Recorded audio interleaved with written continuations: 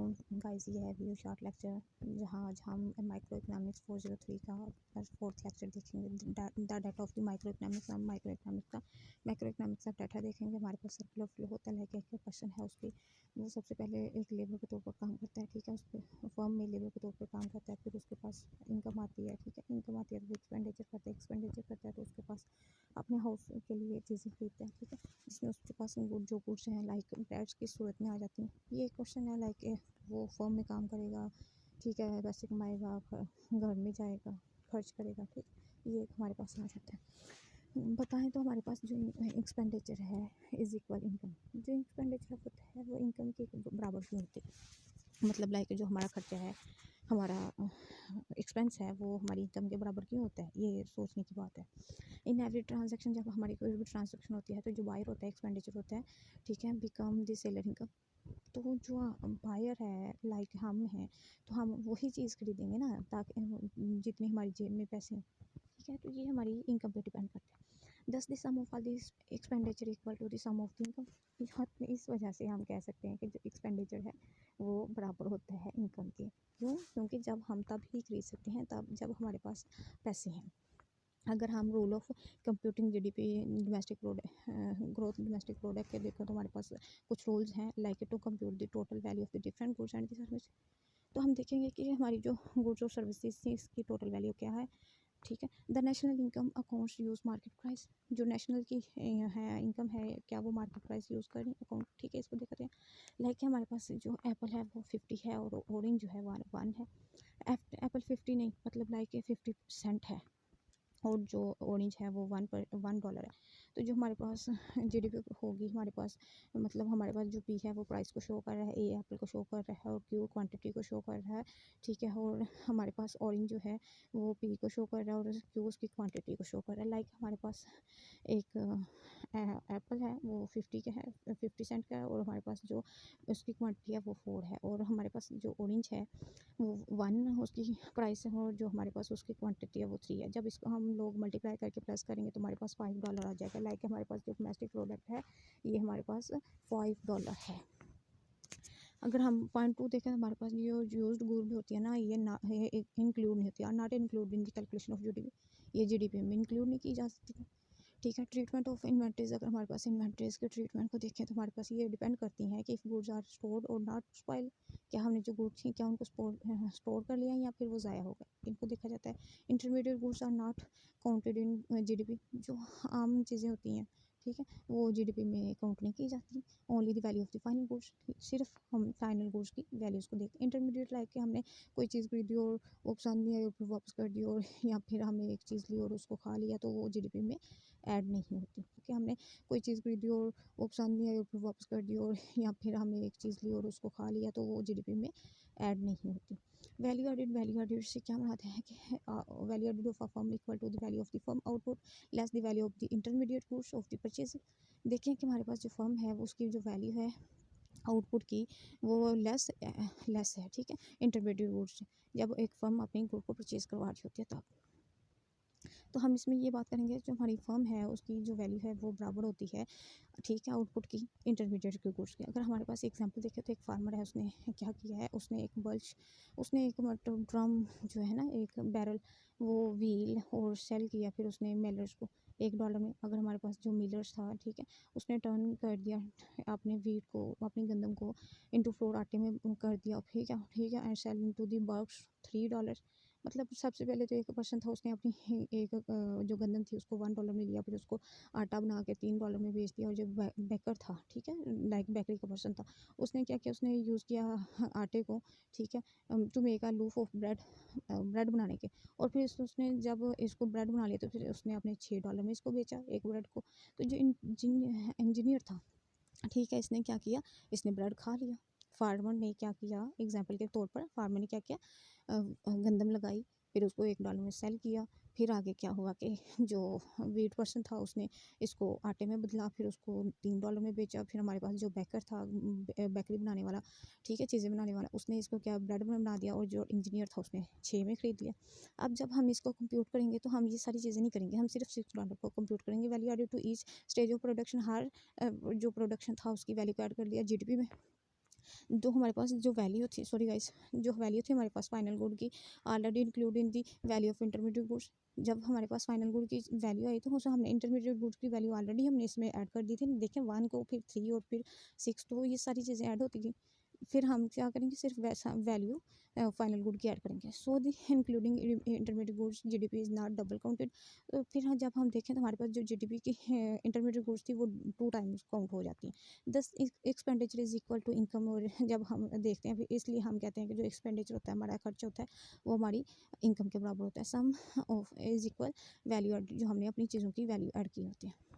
अगर हम 0.5 देखें तो हमारे पास जो गुड्स होती हैं, सम गुड्स होती हैं नॉट सोल्ड, ये सोल्ड नहीं होती मार्केट प्लेस में। बहुत ज़्यादा चीज़ें होती हैं जो ना मार्केट प्लेस में सोल्ड नहीं होती and therefore do not market price, और इनकी मार्केट प्राइस भी नहीं पे हो रही होती। We must use their input values, फिर इसलिए हम इनपुटेड वैल्यू में इसको यूज़ कर लेते हैं एज जैसे कि एस्टिमेट ऑफ देयर वैल्यूज़, जो हमने इसकी जो वैल्यू होती है खुद ही जो एस्टिमेट की हो जाती है। लाइक हमारे पास होम ओनरशिप है, हमारा घर है एंड गवर्नमेंट सर्विस, रेंट पे नहीं रहते, तो घर का आप रेंट नहीं दे रहे, लेकिन आप फिर भी अपनी जीडीपी में ऐड कर लें तो इसको देखा जाता है। अपार्टमेंट रेंट है, will be included in GDP, जैसे कि मैंने अभी बताया कि घर का जो रेंट है उसको जीडीपी में ऐड कर लिया जाता है। योर एक्सपीरियंस, आप जो एक्सपेंडिचर है हैंड, ठीक है, और लैंडलॉर्ड इनकम, और जो लैंडलॉर्ड है जागीरदार है उसकी इनकम को भी देखा जाता है। आगे हम देखें तो हम how about people owns houses, और कितने लोग हैं जिनके अपने घर हैं, दे पे देमसेल्फ देयर रेंट, क्या वो खुद को अपना घर का जो घर में रह रहे हैं क्या उसका रेंट दे रहे हैं। How about services police officer, police officer, जो पुलिस ऑफिसर उनकी सर्विसेज क्या है, फाइट फाइटर्स की और सैनिटर्स की, हर कोई अपनी सर्विसेज दे रहा है, क्या हम उनकी जीडीपी को उनके रेंट को देख रहे होते हैं, नहीं। All public goods and services, क्या गुड और सर्विस जो लोग हैं लोगों को हम सर्विसेज दे रहे होते हैं, तो लोग तो नहीं ना पुलिस ऑफिसर को पैसे पे कर रहे होते हैं या फाइटर को या फिर सैनिटर को, वो तो गवर्नमेंट ही देती है ना, इसको देखा जाता है।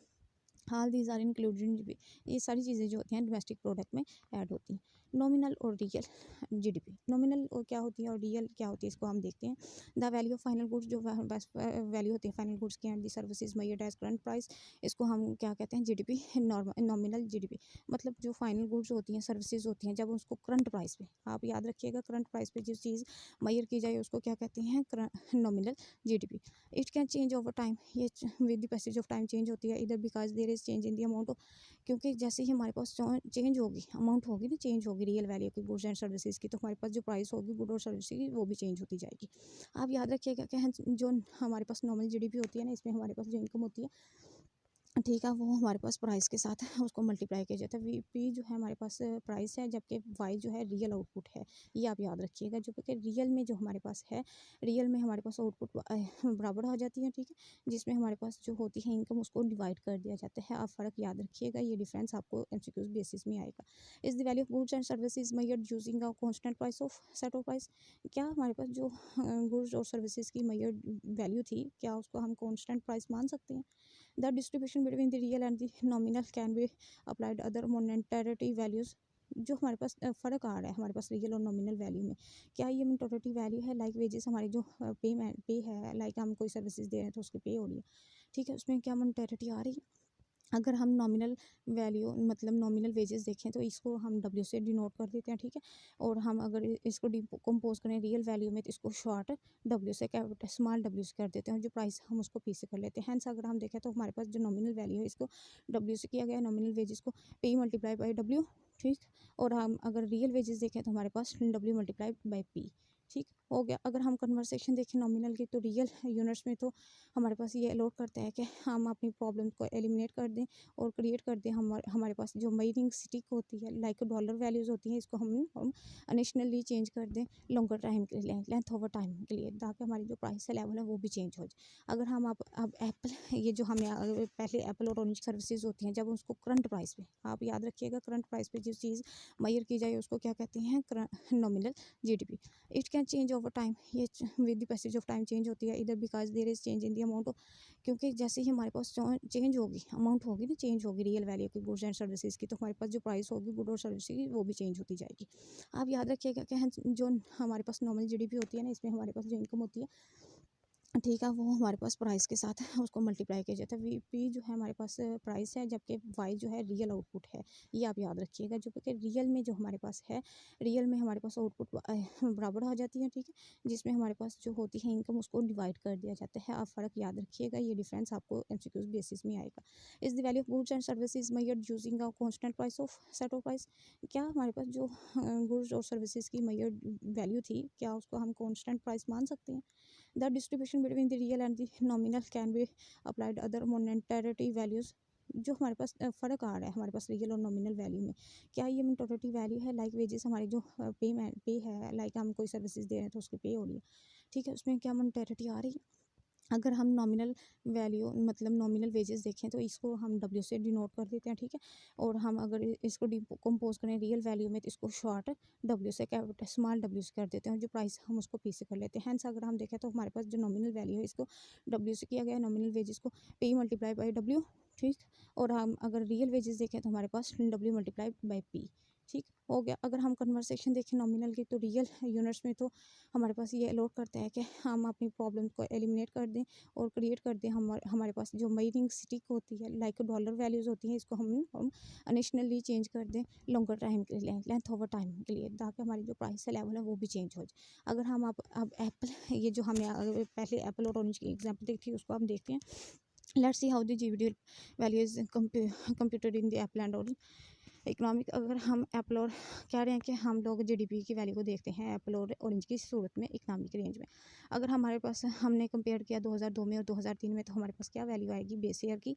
तो हम देखेंगे सबसे पहले कि जो रियल जीडीपी थी, ठीक है, 2002 की हम देखेंगे, ठीक है, सॉरी, हम देखेंगे कि हमारे पास जो फार्मूला था, हमने आप लोगों को पहले बता दिया कि आपने क्या करना है कि जो प्राइस है उसमें हमने एप्पल की प्राइस डाल देनी है, ठीक है, और फिर उसको क्वांटिटी डाल देनी है, फिर हमने प्लस करना है ऑरेंज की प्राइस डालनी है और ऑरेंज की क्वांटिटी डाल देनी है, फिर दोनों को प्लस करेंगे, ठीक, लाइक हमारे पास जीडीपी 2000 के आगे, 2003 के आगे, 2 की 3 की, लाइक हमारे पास जीडीपी अगर सब, सिर्फ आप लोगों ने इतना करना है कि आपने जो क्वांटिटी होगी 2001 की एप्पल की 2 की वो डाल देनी है, और उसकी क्वांटिटी डाल देनी है, प्राइस डालनी है और क्वांटिटी डालनी है, और फिर आपने ऑरेंज की क्वांटिटी और प्राइस डालनी है, और आपका जब आप प्लस करेंगे तो आपके पास जवाब आ जाएगा। आपने सिर्फ यही इतना से करना है गाइज़। यहाँ हमारा थर्ड लेक्चर, फोर्थ लेक्चर ख़त्म होता है। इंशाल्लाह हम इस टॉपिक को